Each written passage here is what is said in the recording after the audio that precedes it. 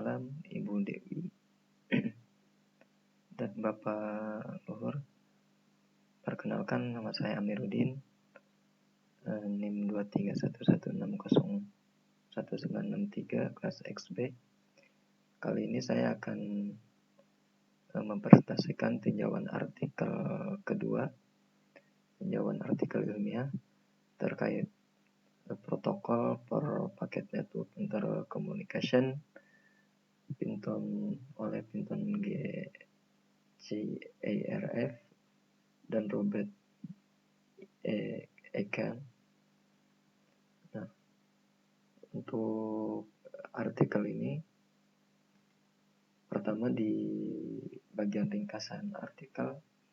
Jadi artikel ini membahas terkait protokol untuk berbagai sumber daya di jaringan paket switching yang berbeda, meliputi ada variasi ukuran paket, ada kegagalan transmisi, kemudian pengurutan, ada kontrol aliran yaitu aliran data atau aliran jaringan, kemudian pemeriksaan kesalahan end-to-end, serta pembentukan dan penghancuran koneksi proses ke proses logis. Jadi secara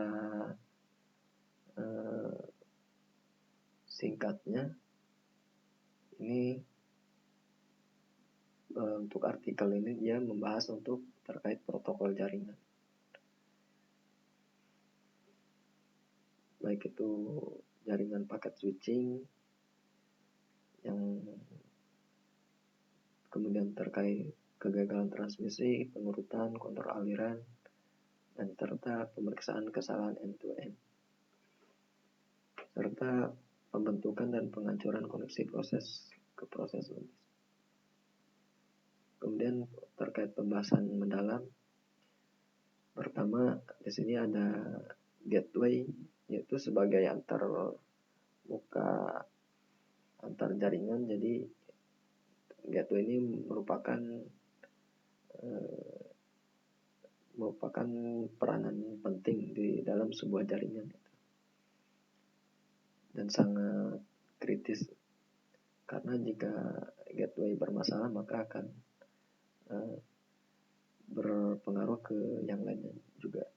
Kemudian ada terkait pengalamatan dan pemformatan, yaitu ada ini untuk apa, yaitu untuk penyeragaman, karena di dalam artikel ini tantangan itu banyak beda-beda jenis atau format itu. Jadi di sini ada penyeragaman gitu, melalui skema yang seragam gitu. Jadi skemanya dibuat seragam agar dapat menyatukan perbedaan yang ada gitu. Kemudian ada pengontrolan aliran dan kesalahan.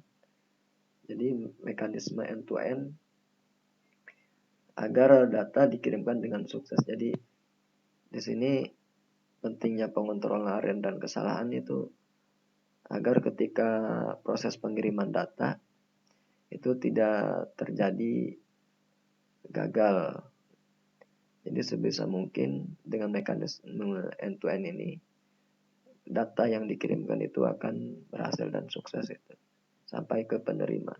Kemudian ada terkait reassembly dan sequencing, yaitu terkait rekonstruksi pesan. Jadi di sini lebih ke pengurutan pesan. Jadi pesan yang tadinya berantakan itu jadi ada proses reassembly dan pengurutan gitu.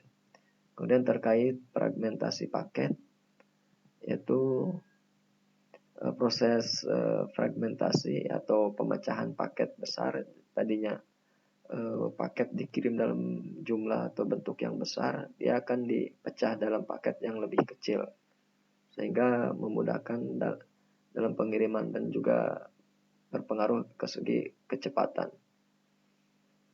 dan kesuksesan dalam pengiriman pesan atau paket. Kemudian di sini terkait batasan atau kekurangan. Pertama mungkin kompleksitas implementasi ya, terkait perubahan yang signifikan Nah, jadi jika terjadi perubahan yang signifikan itu akan berpengaruh ke biaya juga gitu.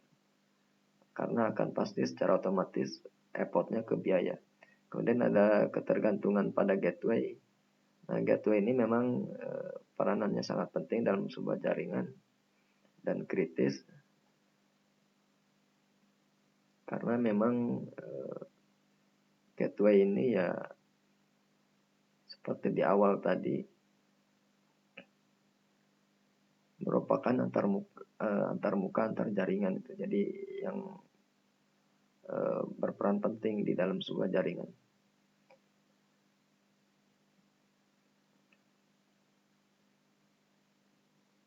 Kemudian terkait pengontrolan aliran yang kompleks. Jadi karena aliran itu kompleks dan jadi berpengaruh terhadap akan overheat gitu yang signifikan. Jadi aliran yang kompleks itu berpengaruh ke overheat terhadap overheat yang di dalam sebuah jaringan.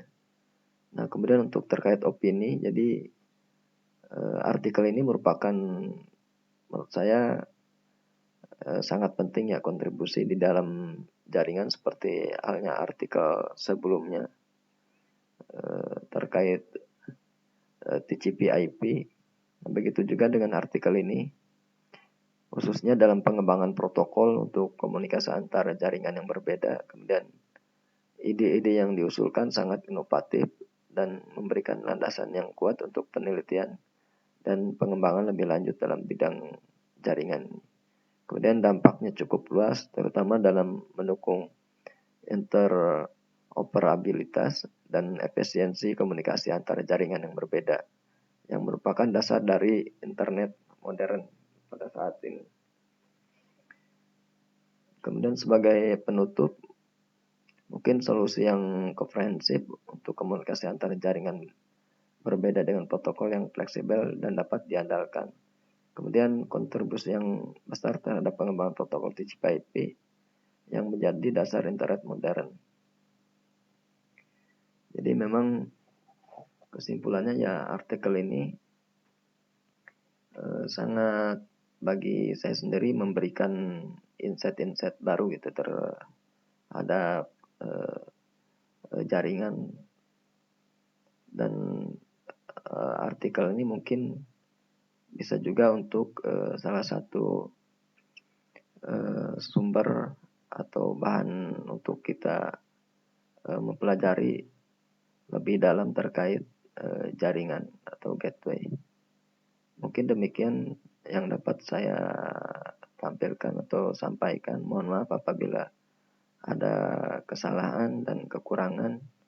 Demikian, terima kasih. Assalamualaikum warahmatullahi wabarakatuh.